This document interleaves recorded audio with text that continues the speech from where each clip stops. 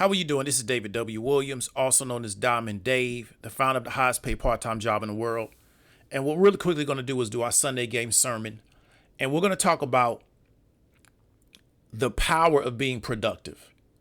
And we're going to go into like how being productive changes your brain and some of the benefits of being productive and some of the things that you now will start to observe about the world once you start really focusing on being a very, very productive person.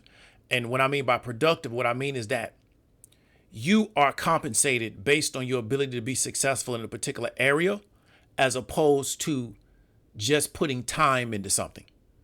Okay. And so what I want you to really understand is a difference. So when we start talking about productivity for the sake of this particular conversation, what I mean is that you are compensated for your success in a particular area, but not necessarily based on the time that you may put in doing something.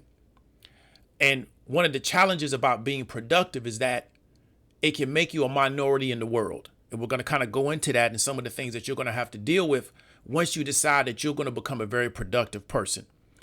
Because deciding that you're going to become a very productive person can make you a bad fit for a lot of jobs, because they're not looking for producers. They're looking for people to log hours. Why? Because they don't want to compensate producers. The job position requires you logging hours and doing a task. They have no desire at that particular position to compensate people for being productive. So it may not matter how productive you are at that job, how much work you do, they're never going to pay you. And a lot of times people find it out where they can get into a particular position. They focus on being very, very good at that position, but they find out that the way that particular job is set up, they're never going to pay you based on production. They're only going to pay you based on the hours that you log on that particular job. So it's about logging hours. It's not about being productive. And this is something that I've experienced. Being a small business owner, quote unquote entrepreneur, everybody on the internet is an entrepreneur, six figures. And I realized that the only way I'm going to get compensated is by being productive, about being successful. And so I started really focusing on how do I go about doing that? Because when you're coming, out of a 9-to-5 position, a lot of times you get judged by task. So, you come to work and they say you got a certain amount of tasks that you need to do. And your job is to do those tasks at, sufficient level to where you don't get fired. That's really your job. Unless you're trying to become a manager or you move into management, your job is to come to work every day. And how can I do my job good enough to where I don't get fired, where they give me the hours that I want and I don't lose my job? And that is really the goal of most people in our society, regardless of where you go. They want to try to figure out, how can I do my job just good enough to where I don't lose my job? I don't desire to go into management, right? I don't desire to move up in this job. Some places that you can work, there is no moving up. You just work there, right? There is, there's only lateral positions. There's no up positions to go into. So the goal is, how can I do my job good enough to where I don't lose my job? Then let's say hypothetically, this person decides to go into business. They now have to start to retrain their thinking. They have to kind of reframe how they see life. They have to kind of rewire their brain. Why? Because now you're going to get paid on production. So let's say you start a landscaping business where you now have to get clients and you have to, satisfy them on the way you do your landscaping. So now you could be a really, really good landscaper, but if you can't get clients, the business won't work. You can get clients, but if you're not good at doing the landscaping job, the business don't work. So you have to be productive in those areas. You have to be successful consistently in those areas. Now, what do you got to do now? You can't just have a good 6-month run. You have to keep doing this day in and day out. This is how you're going to support yourself. So there's a lot of responsibility to that particular person. And it starts to reframe how you see life, right? Because you're getting up every day saying, this is what I got to do. When I used to sell email traffic, right? I would get up days and say, I got to sell $300 worth of email traffic today. And I would get on Skype. I would get on Facebook. I would hit up people on emails. Why? Because I got to sell email traffic. I got to make money. I can't have a week go by and I don't sell at least a certain amount of email traffic. So I would reach out to everybody in my network to find out, did they want email traffic? I would get those particular accounts set up. The next week I would do it all over again. And it was just week in and week out. That's what you had to do, because the responsibility of selling that particular email traffic fell on me, right? I had a person that was working for me. They did the administrative part of sending the emails out. I had to sell the traffic. So I had to be productive in that particular area, because the person I was paying to do the emails, I was paying them every 2 weeks. So they got paid regardless of whether or not I sold or not. So because I had that expense coming out of my company, I had to make sure I sold traffic. Okay. And sometimes it was very difficult because the market for traffic is not always there. You just got to figure out what you're going to do. And so what happens is you start to rewire your brain and you start to move into the minority of people. Now, what's interesting about how this world works, if you look at a lot of people that we would call economically on the bottom of our society, so I'm going to take one category of people, and we would label them as farm workers or migrant workers, right? They get paid to like pick agriculture. So I'm from the state of Florida. We still some have a little bit of orange picking in Florida, but not as much as we used to. But it used to be in Florida, there used to be massive amounts of orange groves. People would come in, they would pick the oranges, and they would get paid by bushel. So it was this big old bushel that you had to pick. You had to fill it full of oranges, and you got paid based on how many bushels you picked. And it was a very, very hard job. You was out in the heat. It was hard work. It was physical work, and you had to pick fast, because if you didn't pick fast, you would only pick so many bushels per day, and you wouldn't make any money. So these people got paid on production, right? They got paid by how much they produced. They were not going to pay you to go out here and pick oranges and log hours. They weren't going to pay you for that. They weren't going to worry about whether or not you was working. If you weren't working, you just didn't make any money. So you can come out here into the orange grove and play around. You just won't make any money today, right? Because they're paying you based on how many bushels of oranges that you're able to fill up and then deliver to them. Now you look at that. So that's what people will call on the kind of like the lower rungs of our society, where you got people that get paid on being productive. And it changes their brain, because many of these people work very, very, very hard to make the money that they make, because they've been conditioned. If they don't go out here and produce in these fields, they're not going to make any money. Then you got people that work in sales. A lot of times, if you work in commission sales, you get paid on production. Most commission sales jobs will pay you like a minimum wage. But if you're not selling, they're going to get you off that job, because you're taking the place of somebody that could be selling. So you're not going to be able to sit on a commission sales job and take minimum wage for, 6 months. They're going to give you a certain amount of time. And if you're not successful selling what they're trying to get you to sell, they're going to just get you out of that position, because it's not helping you and it's not helping them to keep you in that position, because you're not being successful. It's killing your confidence. And also you're taking the space of somebody that could go in there and make some money for them. So you're getting paid off production. And so what it does is it rewires your brain. It rewires how you think about the world. It rewires about how you see the world. And it rewires your expectations of the world, because you get paid off production.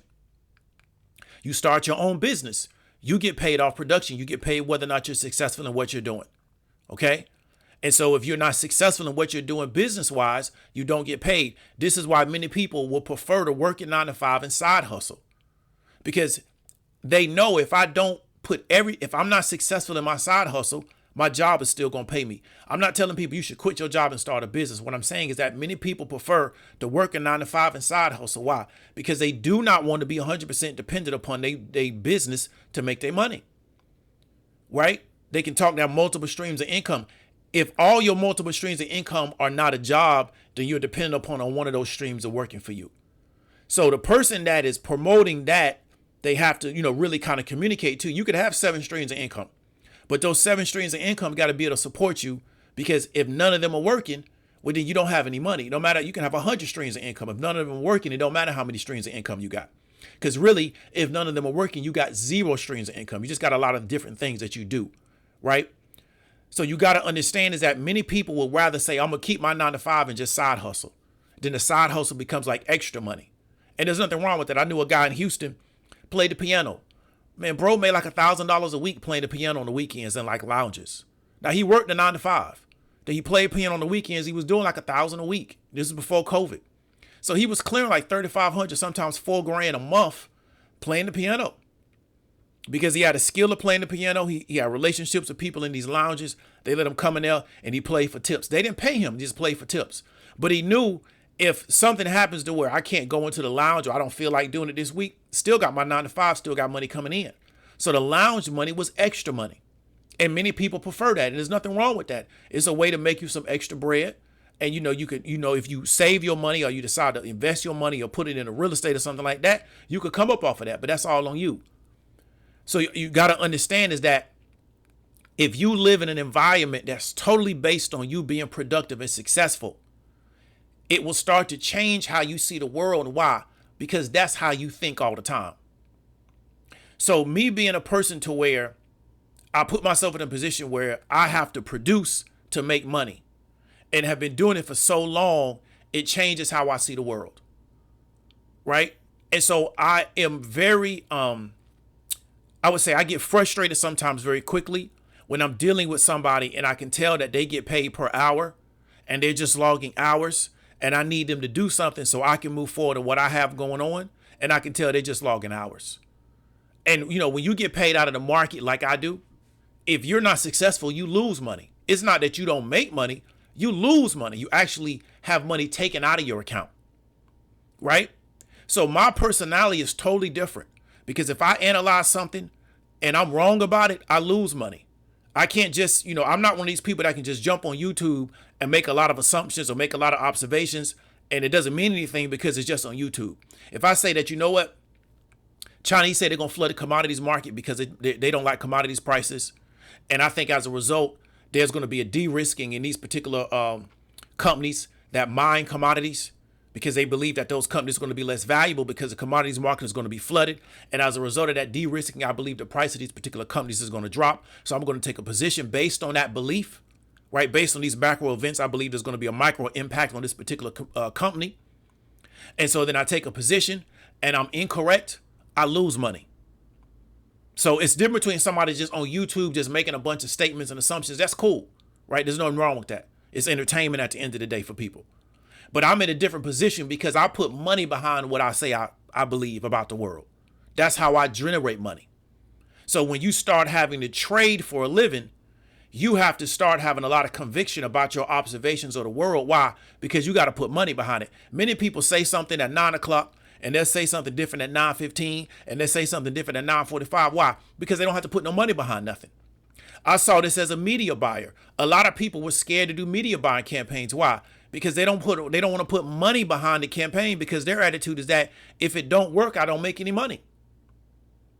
So, you know, most people were looking to start a business that was very low startup cost that they believe wouldn't cost them anything because they were scared that if I'm on the hook for productivity or success, I'm not confident that I'm going to be successful. And so I don't want to be in that position.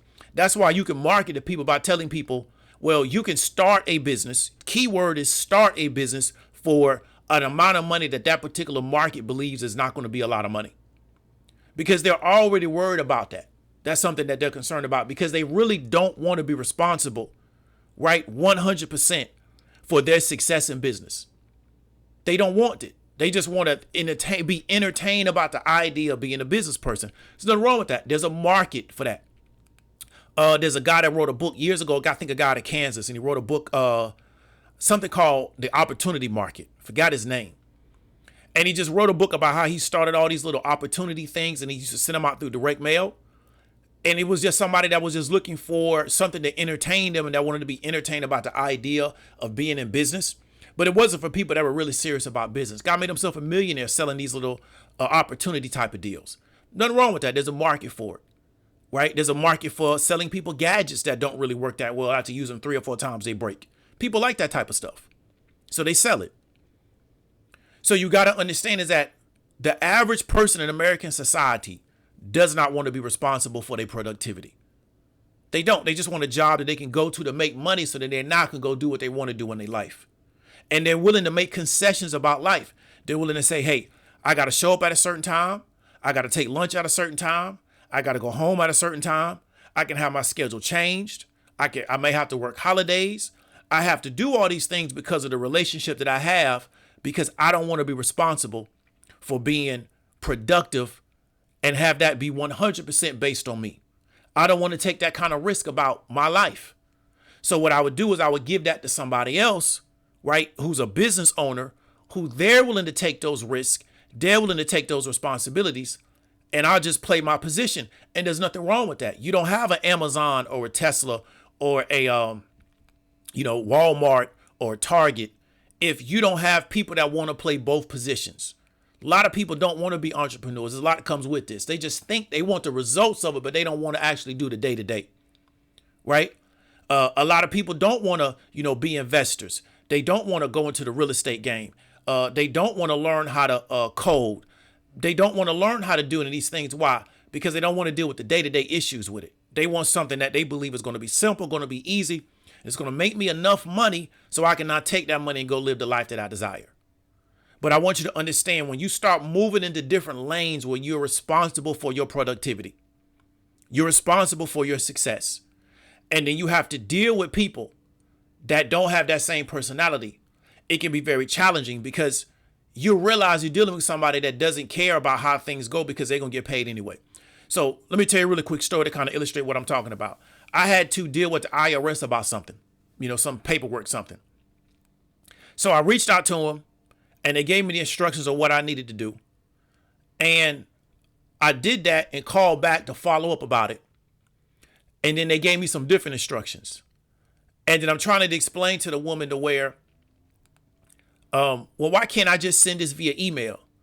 And they were like, well, that's a security risk. But what they were telling me to do was more of a security risk than email. Like, y'all can send an encrypted email. I know people that do taxes. I know accountants. I know attorneys. I know people in the medical space. They send encrypted emails all the time. So it's a security risk. Didn't really stand up to me, but I had to understand that this particular agency wants to keep people in a job. So by making everything still being manually done from a clerical standpoint, it keeps people in a job. And then these people that are in this particular clerical position, they get paid to do tasks all day. So they don't want anything that's going to automate the task out of their hand. They want to get paid to do the task. So what they do is they make the task as, from an operational standpoint, it involves so many steps to get the task done, when really this is something that could be done 1, 2, 3 using some type of automation. It should be very, very easy for us to conclude this particular piece of business. Now, this is holding me back from moving forward in the business that I want to move on, but I don't have a choice. I got to wait on them to do what they got to do because I'm dealing with the government. You understand what I'm trying to tell you? But the people that I'm dealing with, they don't get paid on productivity, because if they get paid on when a person has this particular issue, how many of these issues do you resolve? And that's how you get paid. So if you resolve this many issues, you get paid this way. If you resolve this many issues and maybe make it like a tier, it would change how they would approach their business. But if you get paid the same amount, whether you do a certain amount of work or not, you still get paid the same amount. It creates a mentality in a lot of their workers to where it's 8 hours. So I come in, do my 8 hours and go home. I used to have that same mentality when I work. Come to work and it's a countdown to the 8 hours is over, right? Then I go home, do what I want to do. Wake up the next day, go to work. It's a countdown to the 8 hours is over. Go, because I'm not on the hook for the success. I used to work in healthcare. We used to be worried about it, the census of the actual institution. So if the census was down, it could affect our budget. But you know what? It wasn't my responsibility to bring the census up. It was somebody else's responsibility. So I was aware of the census, but it wasn't my responsibility to make sure that the census was high. So it wasn't something I had to be concerned with. It only affected me when they said the census is low, therefore we're going to cut hours. Until it got to that point, it didn't bother me. You understand me? So when you're dealing with people, this is how the average person in society thinks. And there's nothing wrong with that. We need these jobs. Most jobs cannot pay you on production. They don't want to pay you on production. They want to pay you hourly. They don't want to pay you based on production because you would cost them too much money. And that's why a lot of jobs structure things hourly. They do not want to pay you on production because you would cost them too much money. You would destroy their model. Their model works based on the fact that they know how much they're going to pay you at the top of the year. The beginning of the year, they know they're going to pay you $30,000 a year. So it doesn't matter how much work you do for them. They know they're only going to pay you $30,000 a year. So now their goal is to get $30,000 worth of work out of you. So they don't want you falling under a threshold. But if you go over it, that don't mean anything to them because at the end of the day, you still ain't going to get $30,000. They know at the beginning of the year how much money they're going to pay you. So you got to understand that. So their business model doesn't work paying people on production. Certain business models work paying people based on production. And so therefore they have the ability to do that. So if you go into car sales, until they put out like, I think this CarMax, most car sales paid you based on how many cars you sold. There was a guy who used to live in our neighborhood when I was growing up. A family member of mine and one of his children was real cool. And he lived way in the back of our neighborhood, like off of a lake. Dude was getting to it because he was working in car sales and he was selling a lot of cars every month. So because he was producing so much, they gave him a car to drive around. He had a nice house on the lake. He was doing his thing, right? Because he was selling a gang of cars. And that's how he made his money. So he woke up every day knowing, I got to move these cars to make money. That's how I feed my family. And he did very, very well for himself selling those cars. You understand me? So you got to realize his mentality is different than the average person who feels like 8 hours. Now, when I used to work, my goal was come into work. The next milestone was lunch. Then once I got done with lunch, the next milestone was going home. So I would a lot of times try to take my lunch as late as possible because I know once I get out of lunch, I want to do maybe 2 or 3 more hours and I want to go home. And that's how I ran my work day. And that's how I saw my job. I did not see my job as, let me go ahead and try to be as productive as possible. Why? Because it didn't matter because I wasn't going to get paid for that. That was going to get the same amount of money that I was going to get per hour, no matter how much work I did in that job. So it didn't matter. So then when I moved into being in the business, I had to change how I thought because I realized if you're not productive, you're not going to make any money. It doesn't matter how good you may be at something technically. If you can't drive customers into this business, you're not going to make no money. Then when I moved into trading, if you can't figure this market out, you're not going to make money. In fact, you're going to lose money. They're going to take money from you. They're going to continue to punish your mistakes by taking money from you. You understand me? So your brain has to totally change. So I don't have a kind of job where I can make a mistake and I got a union that's going to protect me. Ain't nobody going to protect me.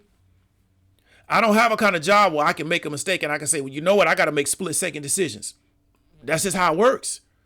If you're going to trade this market, you're making split-second decisions also. But nobody's going to use it as an excuse when you blow your account. They're going to say, man, you blew your account. If you work as a trader on a job where you do get paid a commission as a trader, right? So as a trader working for a particular firm, you normally would get paid a commission based on how much money you bring into that firm. If you have a run of bad trades, they're going to get you out of there because you're using their money. They're not going to let you trade their money and kill their accounts, right? So you got to understand is that you're getting paid on production.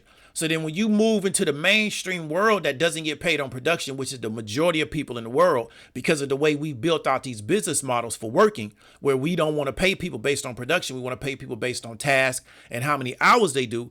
Their brain has been rewired differently than yours. So then when you try to get them to do something, their attitude is, well, this is just one more thing I got to do this 8 hours. I learned that when I used to go to, used to be you had to get your license. You had to actually go to the DMV and get your license. Not everything's done through computers, right? So you make your appointment and it's amazing how efficient they made everything now using computers. But it used to be you had to go to the DMV, pick a number, literally pull this number out of this darn spiral thing, sit there, wait for them to call the number, and then you could get your license. So I learned to never go there early in the morning. People say, get there first thing in the morning. I'm not doing that. I'm not a morning person like that. So I'm not going to try to get there at 8:30. You get there at 10, 11 o'clock, you'll be there to 3 o'clock in the afternoon. You know what I learned how to do? They would close at 4:30. I would get there at 3:30. Now I'm on their time because they want to go home at 4:30. So now if y'all drag y'all feet, we just going to be here. And so I learned to get in there at 3:30. And now all of a sudden they start working fast. Why? Because they want to go home, especially if you do that on a Friday. Because, they work Monday through Friday. So get in there at 3:30 on Friday and see how fast they get you up out of there. Because they're ready to go home. They want to get their 2-day weekend in. Because a lot of people that work Monday through Friday, they start partying Friday afternoon, Friday evening when they get off work. So they're ready to go home. So you get in there at 3:30 on Friday and all of a sudden now they want to get you out of there. Why? Because I know how y'all think. If I come in at 10 o'clock in the morning, your mentality is that I don't leave here till 4:30 anyway. So I'm not going to try to rush to get this person out of here because if I rush them out of here, all this means is I just got one more person I got to deal with. So they would just move so slow. You would spend your whole day right inside that DMV office. I learned how to get around that. You understand me? So you got to realize is that you can get compensated very, very highly in this world for being productive, for being successful in what you're doing. But the average person in this particular world, they don't get compensated that way. And so when you're dealing with them, you have to be understanding of that you're dealing with somebody whose brain works totally different than yours, right? To all my traders, regardless, Forex, futures, options, stocks, you get punished for making mistakes. Not just you're going to get fired, you're going to get laid off.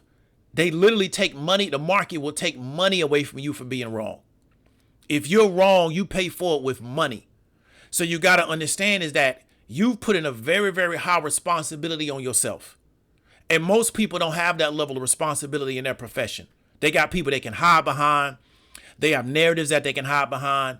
They got unions that's going to protect them. Ain't no traders union where if I mess up, the union they gonna make sure everything work out. They gonna go to the brokerage and say, well, we got to look into it and we're gonna decide whether or not David gonna pay you the money. Don't work like that. You're gonna pay out. So you're putting a high level of responsibility on yourself. And after you function like that for a long period of time, it starts to change the way you see the world. And you realize that the average person don't have that level of responsibility about themselves. Not professionally and also not personally, right? They just don't. And because they haven't been conditioned to think like that, because the world won't work if everybody thinks like that. They built these models that where people can embed themselves into these systems and essentially give up all their responsibility to these institutions. That's how they built this thing out. So I want you to understand, if you're going to be a producer, if you desire to be a producer, if you desire the benefits of being a producer, if you desire the freedom of being a producer and being successful, you got to accept all the responsibility that comes with that, good or bad. It's going to all come your way, right? A lot of people want the benefits of certain things and they don't understand the responsibility that comes with that. You can't get one without the other, right? And so that's what a lot of people are sold. They're sold you can get the benefit of something with no responsibility, right? And they're looking to get something without the responsibility, and they spend their whole life trying to duck it, and their life is a result of that. Then you can build these models where you tell people everything else is somebody else's fault. It's not your fault. You're not responsible for it. And they'll pay you and they'll give you attention because you're telling them what they want to hear. It's not their fault. They're not responsible for it. You understand me? However, if you want to move to a different way of thinking about life, you just got to realize that if the buck stops with you, if things go wrong, it's your fault. If you're in a leadership position, even nobody wants to be a leader anymore, right? But they want to tell people what to do, but they're not leaders. They want to preside over situations, but they're not leaders. But if you're in a leadership position, right, and something goes wrong, it's your fault because you're the leader. You're presiding over a situation. If it doesn't go the way that you said it was going to go, it's your fault. If you miss milestones, it's your fault, right? But if you can find a bunch of people to accept you keep kicking the can down the road, well, hey, get your money. You got a great audience for yourself. So that's what I want you to understand, is that with what you say you want out of the world, you have to be willing to accept what comes with that. And if you're not, don't worry about it. There are places in the world where you can live a life that you will accept, that will eventually meet your standard of living, that the responsibility will be a lot less towards you. Okay? So don't worry about it, because the way they built this world out is based on the individual giving up their responsibility to an institution, not the government, really a corporation, and giving up which, we get into the United States being a corporation later, but giving up their responsibility to a corporation for what they say they want. And the corporation says, well, I'll help you get what you want and just give up all your responsibility to me. Right? And then once you do that, now you have this relationship built, and then you're not going to go live the life that you want. And you just deal with the fact that that corporation is going to make certain demands on your time, on your life, on your access to your family, yada, yada, yada. If you want to get out of that, then you got to take a massive amount of responsibility for yourself, because you don't have that corporation now supporting you, right? So now if you're going to create your own rules, you also got to take the responsibility of creating your own rules, because you can't run back to a corporation and say, hey, I need your help. They're not going to help you because you don't have a relationship with them. So that's going to be the Sunday Game sermon. Don't want to make it too long. Hope you got value from it. This is David W. Williams, also known as Diamond Dave, and I'll talk to you later.